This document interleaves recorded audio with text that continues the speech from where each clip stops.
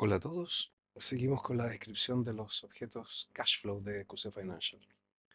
En este video vamos a ver el IBOR Cash Flow. Este es un objeto que representa un flujo de caja que se calcula a partir de la aplicación de una tasa flotante en una cierta fecha, entre dos fechas prefijadas, a un nominal prefijado. O sea, estilo Term SOFR, estilo Euribor, las antiguas flujos a LIBOR, los antiguos flujos a TAP. Para dar de alta uno de estos objetos que requerimos. Primero que nada, un interest rate index, que es el índice de tasa de interés prefijado. Con ese índice vamos a hacer la fijación. Cuatro fechas: una fecha de inicio, fecha final, la fecha de fijación del índice de tasa de interés y la fecha de pago. Agregamos una fecha más respecto a los fixed rate cash flows. Luego necesitamos el monto, que es un float, la amortización, que es otro float. Este boolean indica, al igual que en el fixed rate cash flow, si la amortización anterior es un flujo de caja o solo una disminución de nominal. Un objeto QC currency, que es la moneda del nominal y del flujo de caja, y dos floats adicionales, que son el spread aditivo a aplicar a la tasa o a la fijación del índice y un spread multiplicativo o gearing que se le puede aplicar a la fijación del índice. Por otro lado, para dar de alta un interest rate index requerimos un string, que es el código del índice, un objeto QC interest rate, que describe cuáles son las convenciones del índice de tasa de interés, un tenor, que es el lag de inicio del índice respecto a la fecha de fixing. Por ejemplo, la LIBOR y las Term SOFR tienen ese lag en 2 días. O sea, hoy día se fija, pero la tasa parte devengando en 2 días más. Después otro objeto tenor, que es el plazo del índice. Por ejemplo, 3 meses en el caso de las antiguas LIBOR, en dólares a 3 meses. Necesitamos el calendario de fixing, que se representa con un business calendar, y el calendario de pago, que se representa con otro objeto business calendar. Podrían ser distintos. De hecho, cuando uno tiene operaciones de este tipo con contrapartes que están en zonas geográficas distintas, el calendario de fixing va a ser el natural de fixing del índice, y el calendario de pago va a tener que ver con las fechas hábiles de las dos contrapartes. Y finalmente, necesitamos un QC currency, que es la moneda a la cual corresponde el índice. Por ejemplo, para la Euribor de 3 meses va a ser un euro, para las Term SOFR va a ser dólares, para la TAP en pesos sería pesos. Entonces vamos a construir uno de estos objetos. Primero definimos el índice de tasa de interés. Vamos a usar el Term SOFR a 6 meses. Aquí damos de alta una tasa de interés con inicialmente un valor 0. Term SOFR a 6 meses es lineal actual 360. Estos objetos ya los tenemos definidos un poco más arriba. El fixing lag es de 2 días. O sea, es más bien un value lag más que un fixing lag. Pero el índice se fija hoy y comienza a devengar 2 días después. El tenor es 6 meses, es la term SOFR de 6 meses. El fixing calendar es el calendario gringo. Entre el 2024 y el 2035 volvemos a utilizar la función auxiliar getBusinessCalendar, que se apoya en la librería Python Holidays para entregarnos el calendario. Y el settlement calendar lo vamos a dejar igual al fixing calendar. Y con eso podemos construir el índice term SOFR a 6 meses. Y me doy cuenta que tengo ejecutado el notebook, así que voy a hacer un pequeño truquito. Esto es restart kernel y lo vamos a ejecutar hasta la celda seleccionada para que las próximas celdas no estén ejecutadas. Ahí estamos.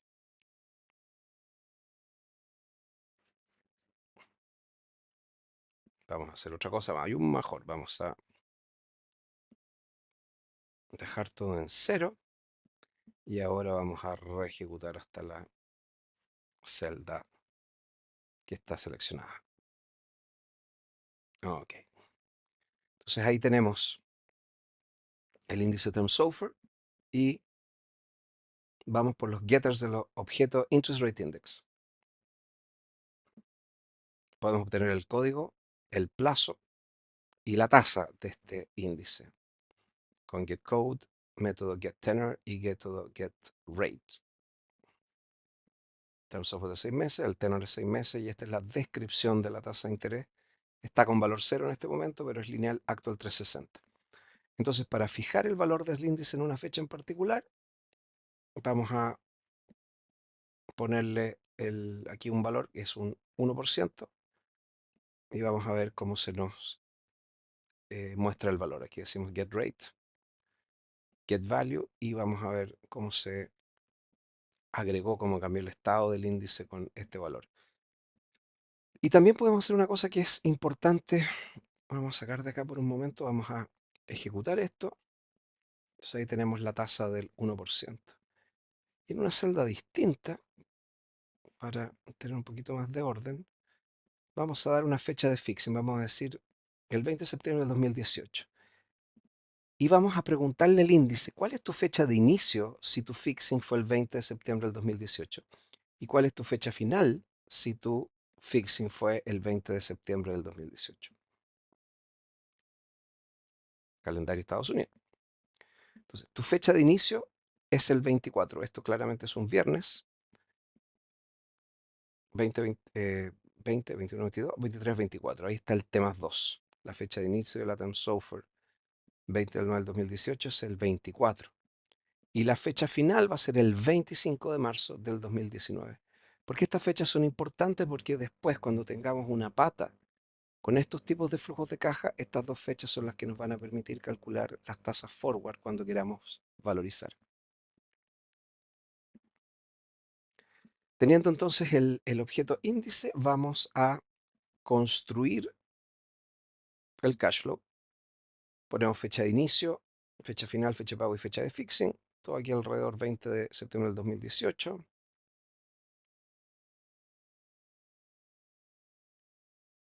Y esto, si ustedes lo miran, está un poquito mal definido. Uno puede definir esta cosa así, pero no tiene mucho sentido que inicie devengando el 20 con el fixing del 20 de septiembre. Entonces vamos a poner el 18 de septiembre como fixing de esta tasa para que comience a devengar 2 días después del 20 de septiembre. El nominal es 1.000.000, la amortización es 100.000. Amortiz cash flow es true, o sea, vamos a considerar que la amortización es un flujo de caja. El spread lo vamos a dejar en 0 y el gearing en 1. O sea, no van a tener efecto ninguno de estos dos parámetros en el cálculo de interés. Y aquí quiero volver un poco. QC Financial te permite dar de alta cosas que podrían no tener sentido financiero. En el diseño de la librería se ha privilegiado la libertad del usuario o del programador para hacer o construir la estructura que le parezca necesaria, incluso cuando esa estructura pudiera tener alguna pifia conceptual o financiera. En este caso, por ejemplo, si estábamos haciendo un fixing el 20 de septiembre para iniciar devengando el 20 de septiembre, un pequeño problema financiero porque la Term Software es T+2. ¿Okay? Pero la librería te va a permitir hacerlo. Bueno, tenemos estos parámetros y podemos ir a dar de alta el cash flow. Ahí están. Fecha de inicio, fecha final, fecha fixing, fecha de pago, nominal, amortización, la moneda, el spread y el gearing. Y como primer argumento, el más importante, el índice que vamos a utilizar. El cash flow también tiene varios getters muy parecidos a los anteriores. El tipo, la fecha fixing, la fecha final, perdón, la fecha inicial, la fecha final, la fecha de pago, el nominal, la amortización, la moneda, el valor de la tasa de interés. En este cash flow hay un método específico que trae ya el valor y podemos traer también el spread y el gearing. Ejecutamos y vemos los resultados. La fecha fixa en el 18, parte vengando el 20, fecha final 20 de septiembre, pero del año siguiente, fecha de pago 23 de septiembre del año siguiente. ¿Qué setters tenemos disponibles? Podemos cambiar el nominal. Entonces aquí ponemos un nominal de 2 millones y chequeamos con el get nominal si el cambio de estado se produjo, y efectivamente se produjo. Ahora tenemos un nominal de 2 millones. Recién teníamos un nominal de 1 millón. También podemos cambiar la amortización. Ahora tenemos una amortización de 200.000. Antes teníamos 100.000. Podemos cambiar también el valor del índice. y ponerle 2% en vez del 1% con el que está definido más arriba. Y podemos verificar que el cambio de estado se produce con el método getInterestsRateValue. También podemos cambiar el spread y también podemos cambiar el gearing con el método setGearing, que este no lo voy a mostrar. Se usa muy poco ese parámetro. Como cálculos, ¿qué tenemos? Método amount, similar a los cash flows a tasa fija y a los simple cash flows, donde tenemos 240.555,66. Tenemos también el método accrued interest, que retorna el interés devengado en una cierta fecha. Por ejemplo, aquí vamos a irnos al 20 de julio del 2019, un poco antes de que vence este cash flow, y vamos a imprimir el interés devengado a esa fecha, el cual vamos a calcular con un método que se llama accrued interest. La tasa es el valor del índice más el spread, aunque el spread ahora lo tenemos en cero igual. Por generalidad vamos a definir la tasa como el interest rate value más el spread. Y la verdad que uno debería decir además acá times IBO cashflow dot get gearing, que en este momento es 1, entonces no va a tener mucho efecto, pero ese es cómo se usa el parámetro gearing. Se multiplica el valor de la tasa y por el valor de la tasa y luego se suma el spread.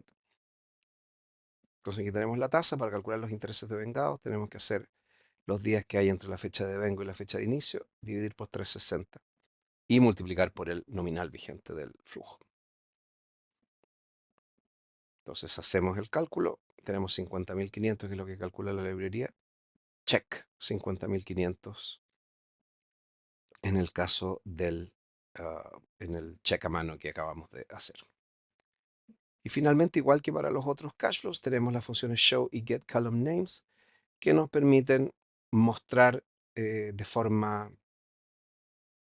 una forma agradable a la vista y útil también, porque los data nos tienen algunos métodos que nos permiten manejar su contenido, los parámetros, las cosas fundamentales del IBOR Cashflow. Entonces, ¿cómo lo hacemos? Damos de alta un data frame, utilizamos la función show y le pasamos el objeto IBOR Cashflow y le ponemos como columnas los nombres correspondientes a un cashflow de tipo IBOR.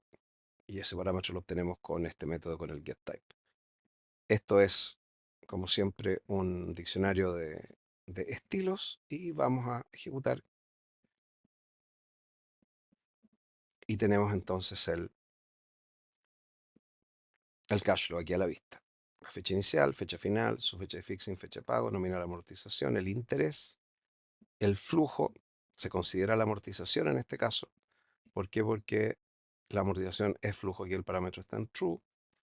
Tenemos el código del índice tasa, el valor, el spread, el gearing y la tasa.